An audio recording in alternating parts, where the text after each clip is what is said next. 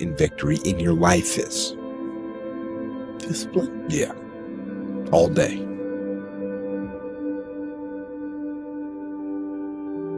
There is no shortcut. There is no hack. There's no sweatless solution. You're gonna have to work. There is always weakness to work on. Always. A lot of them.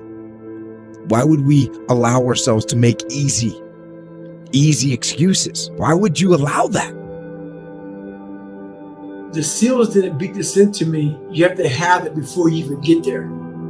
Because if you're not structured and disciplined before you get there, they can't teach you while you're getting your ass kicked because you'll quit. So basically for me is once you really want to become uncommon amongst the best people in the world, you can't give yourself a way out. A common individual can stay on point for a year and they fall off. That's normal. It's that uncommon person that has, how long here? Well, I haven't taken the day off for 6 years. You don't hear that very often. That's how you start to separate yourself. So to separate yourself, you can't allow yourself to say, oh man, for some reason, I let myself go for a week and then I just have a hard time getting back. You have to put in your mind that I don't want to be that person anymore. For me to separate myself from everybody, that's what most people do. Most people cannot be like, oh, I'm not missing a day regardless, because if I miss today, I'm going to miss tomorrow. And I know that about myself. So come hell or high water, I'm going to get it in. And you have to get the mindset of it haunts you if you don't get it in. I've had people that listen to the podcast and they've reached out to me over the past few years. And one of the main messages that they took and put into action was actually putting things into action. Whatever that was. They stopped eating sugar. They stopped sleeping in. They started waking up early. They quit playing video games for 10 or 12 or 14 hours a day. They sold that Xbox thing. There's people that have quit drinking, that quit doing drugs, and quit losing their temper. And I've heard from so many different people that have implemented change in their lives. So many letters and messages and notes. And I want you to know that these people aren't a bunch of elite special operations warriors. That's not who they are. They aren't a bunch of high-level athletes or highly screened and highly trained individuals. These are just normal people, really. But they're normal people that knew they needed to make a change.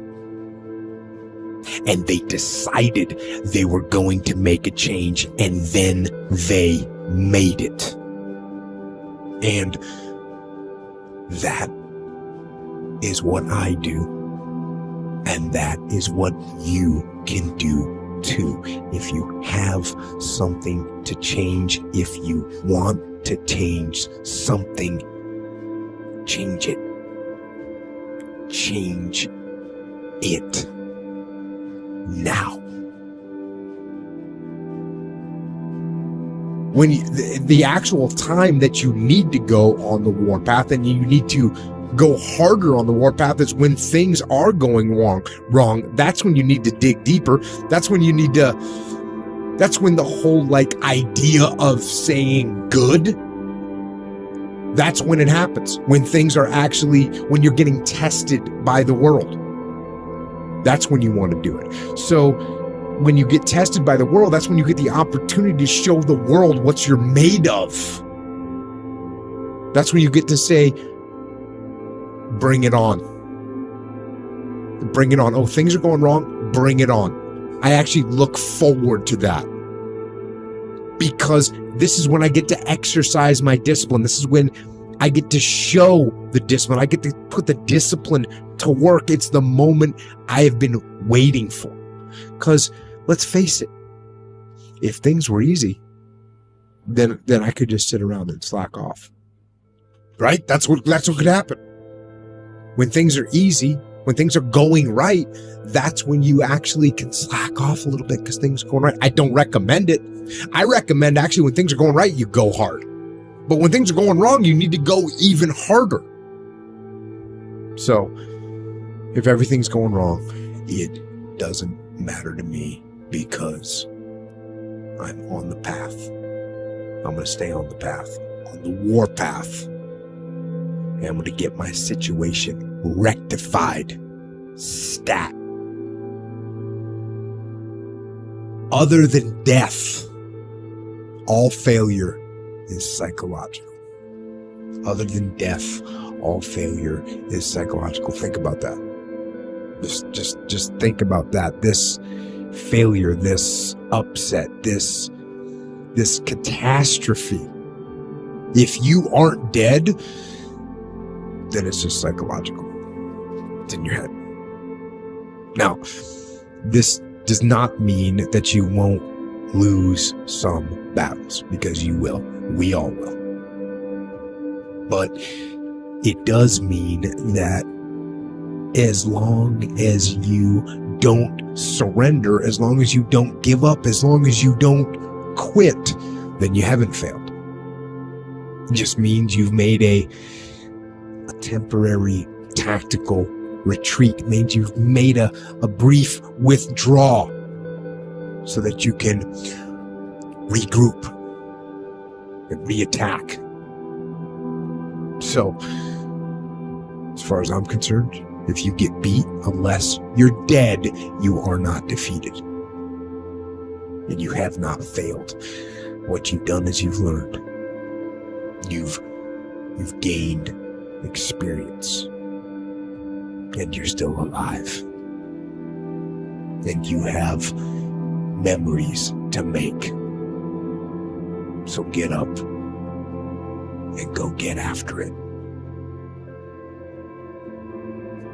I talk to myself in a very honest way. A lot of things I'm not great at. And if you don't have that in you, you got to tell yourself that. So for me, like when I tell people I know I'm uncommon, it's because I know that there's not many people in the world doing what I'm doing. Not because I'm blowing smoke up my ass. It's because I set out to do this. I set out to be uncommon. You have to set out to be a business person. You have to set out to be an entrepreneur. And you can't be like, you know what? I'm going to be an entrepreneur. No. Has to be something that you're thinking about all the time. You're kind of born with it. But if the idea just doesn't leave your head and you're obsessed about, man, I really want to get this going, you're not going to give up when the time gets hard. So it's the preparation that you've put into your entire life that gets you ready for the unprepared.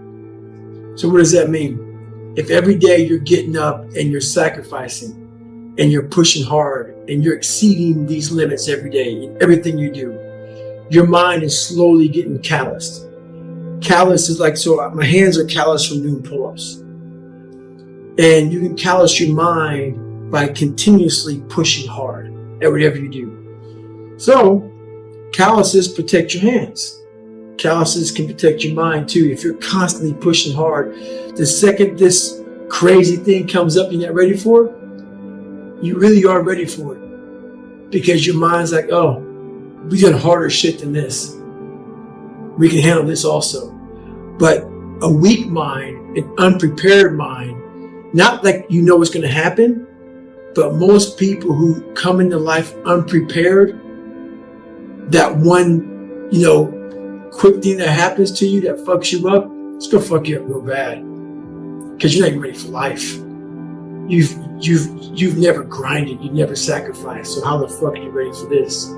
So you're preparing your mind every day for those incidents that you're not aware of. Life throws something at you different every day, unless you just don't live life. You just live day to day about, let's pay this bill, let's do this, let's do that. If you're taking chances and taking risk, which is what life's all about, that's how you really make it in the world. Well, my main purpose when I was growing up, I thought it was just to be some big loser. I thought I was put here just to fail. And that was my mindset until I realized that my life, my childhood, all the things I had to endure, that they were the ultimate training ground for my true purpose in life. My true purpose in life is to be a teacher. I believe that we're all teachers. We just don't know it. We walk around thinking we have nothing to say. We have nothing to teach. We're no one. And life is constantly educating us.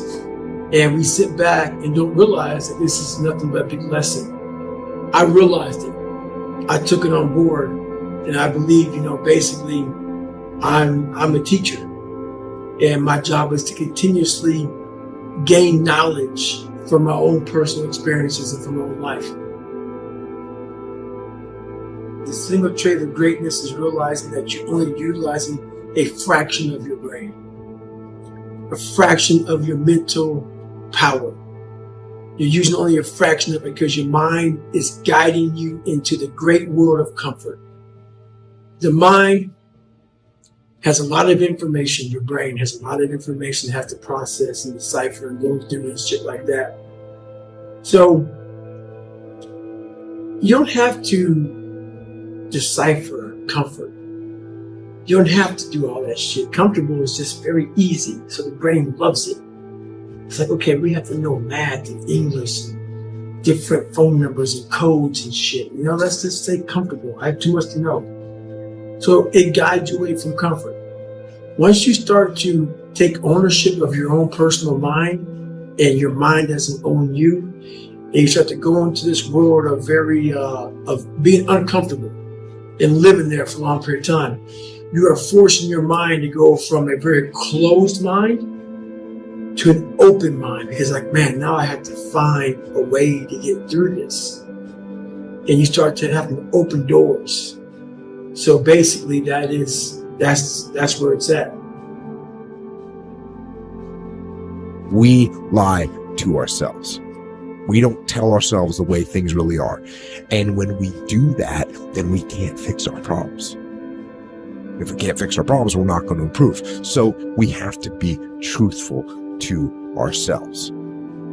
I have to be truthful to myself. You have to be truthful to yourself. You have to stop rationalizing, stop making excuses, stop telling yourself little watered down assessments of where you're really at. Tell yourself the truth so that you can get where you want to go. You can be who you want to be. You can be who you should be. Who you should be when you do what you know you should do, when you pay attention to the little things, when you implement discipline, true and unflinching and unmitigated discipline in your life, when you stop trying to find a sweatless solution, when you look for weaknesses to work on, when you allow no easy excuses. And all that starts when you stop lying to yourself. When you stop lying to yourself, that's when you can become who you know you should be. When you tell yourself the truth about where you are so you can make sure you are in the right place. And if you're not in the right place, then you can get yourself on the path to get there. The path of discipline, the path of hard work, and the path of truth. Most people, their associations are to avoid anything that's uncomfortable. But it's so illogical because when you look at comfort, a lot of those are connected to discomfort. Like discomfort is your friend. It really is. Like discomfort, not being happy and content with certain situations in life, or certain feelings in life. They're massive motivators and they're amazing at facilitating change. Well, when I was 21 and I was first starting to do comedy, that's when I was really devouring as much of it as possible, because I was trying to figure out like how to not be so lazy, how to be motivated, how to get done, and how to like find the